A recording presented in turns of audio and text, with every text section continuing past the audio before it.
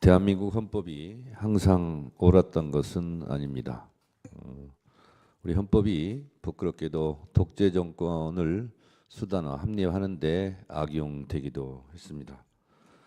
발췌개헌, 사사 오입 개헌, 그리고 독재자의 영구 집권을 꿈꾸게 했던 유신헌법, 그리고 국보위를 정당화시킬 수 있었던 오공의 헌법 등이 그러했습니다. 그러나 지금의 헌법은 이러한 부족한 헌법과 달리 국민들의 87년 6월 민주화 항쟁으로 피로써 쓰고 정립한 자랑스러운 대한민국 헌법입니다.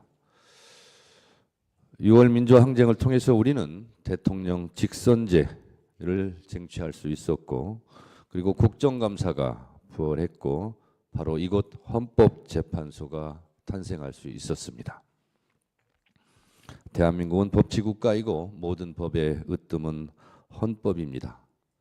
국민 각자 개개인이 의견과 주장이 다를 때 대한민국은 이 방향으로 가라라고 정해놓은 대국민 합의 문서가 바로 헌법입니다. 저는 비법조이지만 대한민국 헌법을 사랑합니다. 헌법도 100번 이상 읽었고 한 조항 한 조항에 담긴 헌법의 뜻을 가슴 깊이 새기고 있습니다.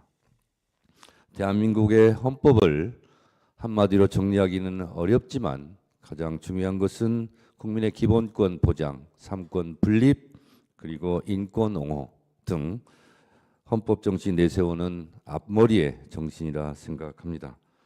그러해서 헌법에 적시된 순서도 헌법 전문, 총강, 국민의 권리와 의무, 국회, 행정부, 법원 순서로 적시하고 있습니다. 그만큼 국민의 기본권과 국회의 역할은 매우 소중하다 할 것입니다.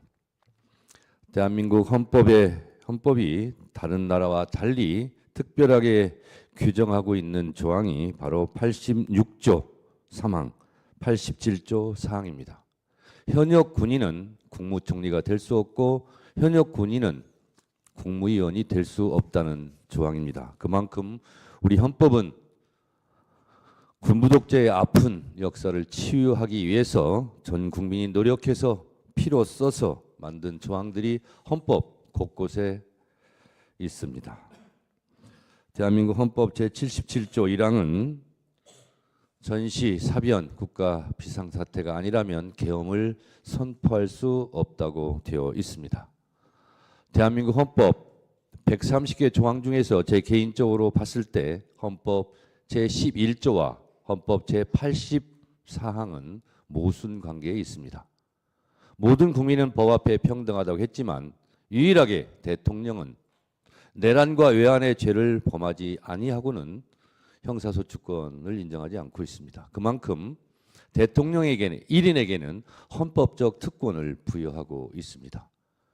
그런 헌법적 특권이 있는 대통령이라 할지라도 내란과 외환의 죄를 저질렀을 때에는 헌법 제11조 모든 국민은 법 앞에 평등하다는 정신에 따라 처벌되고 탄핵이 돼야 되는 것은 우리 헌법이 규정한 정신입니다.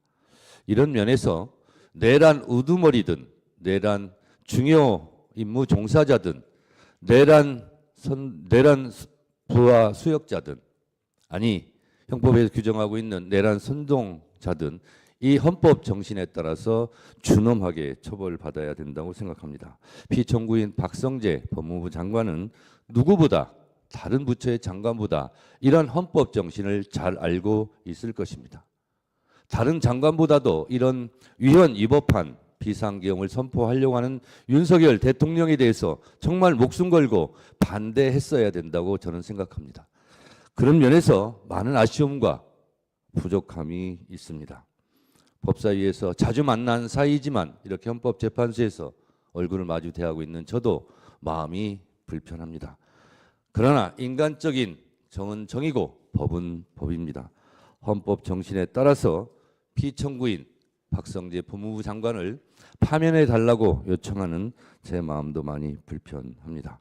그러나 내란은 내란이고 또 내란에 직간접적으로 연루되었다면 헌법에 따라서 준엄한 파면이 이루어져야 된다라고 생각합니다. 국회에서의 증언감정법 제4조 1항은 직무상 비밀이라고 하여 자료를 제출을 거부할 수 없다라고 분명하게 법적으로 못 박아놓고 있습니다. 다만 군사, 외교 등에 관한 것은 예외로 그 부처 장관이 성명을 하였을 경우는 예외를 한다고 되어 있습니다. 비단 법무부 장관뿐만 아니라 다른 부처 장관들에게도 제가 법사위에서 여러 차례 묻습니다. 검찰총장 인사청문회 때도 물었습니다. 자료 제출을 하지 않아서 그 본인에 대한 자료가 군사에 관련된 거냐? 아니다. 외교에 관련된 거냐? 아니다. 북한에 관련된 거냐? 된 거냐? 아니다. 아니라면서 왜 안 내냐? 그럴 때마다 이러저런 핑계를 대고 자료 제출에 응하지 않고 있습니다. 이것이 국회의 관행으로 자리 잡고 법률보다 더 위력한 권위를 갖는다면 헌법에서 규정한 국회의 권위는 과연 어디에서 찾을 수 있겠습니까? 그것을 헌법재판소에서 바로잡아 주시기 바랍니다. 저는 국회의원 10여 년 하면서 국회 본회의장에서 국회의장이 의결하지 않고 본회의장을 박차고 나가는 국무위원을 처음 봤습니다. 국회는 국회의 개인에 대한 명예와 개인에 대한 체면이 중요한 것이 아니라 헌법기관으로서 국회의 역할이 있는 것이고 행정부의 국무위원들은 또 헌법과 법률이 정한 범위 내에서의 권한과 태도가 있을 것입니다. 공무원은 국민에 대해서 무한한 봉사자라고 헌법에서 규정하고 있고 성실 의무, 정치적 중립 의무도 다 헌법과 법률에서 정한 지켜야 될 규범입니다. 이러한 사실을 명백하게 인지하였을 법무부 장관이 헌법과 법률에 위배되는 그런 행위를 하였을 때 과연 그것을 제지하고 헌법에 맞게 언행을 하라고 판결할 수 있는 곳은 헌법재판소가 유일합니다. 나라가 매우 혼란스럽고 불안과 공포 속에서 하루하루 국민들의 삶이 허리가 꺾여가고 있습니다. 우리 헌법재판관님들께서도 너무나 잘 인지하고 목도하고 계시다시피 헌법재판소로 이곳을 둘러싼 수많은 혼란과 갈등이 존재합니다. 그것이 눈에 보이는 헌법재판소를 둘러싼 갈등만이 있겠습니까? 지금 대한민국 곳곳에서 전 국민이 대통령 윤석열의 내란 사태로 그 이후로 너무나 심한 고통과 스트레스를 받고 있는 것을 너무나 잘 알고 계실 겁니다. 사실 오늘 법무부 장관 박성재 피청구인에 대한 탄핵 심판이지만 온 국민은 내란 우두머리 피의자 윤석열 대통령에 대한 탄핵 심판 선고일이 언제일지 그것이 가장 큰 관심사일 것입니다. 피청구인 박성재 법무부 장관에 대한 파면을 포함해서 대한민국을 구한다는 국국의 심정으로 헌법재판소 재판관님들께서 대한민국 국민들을 어여삐 여기셔서 하루라도 빨리 탄핵, 대통령에 대한 탄핵 선고기일을 지정해 주실 것을 주제와 관련 없지만 제가 간곡하게 요청드리고 호소드립니다. 대한민국 국민들이 너무 힘듭니다.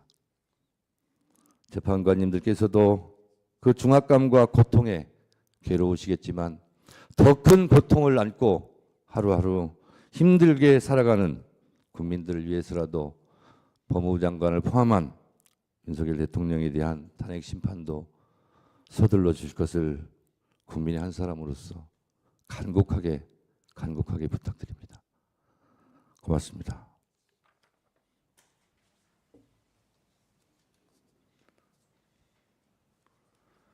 예, 피청구인 측에서 10분 범위 내 최종 의견을 진술해 주시기 바랍니다.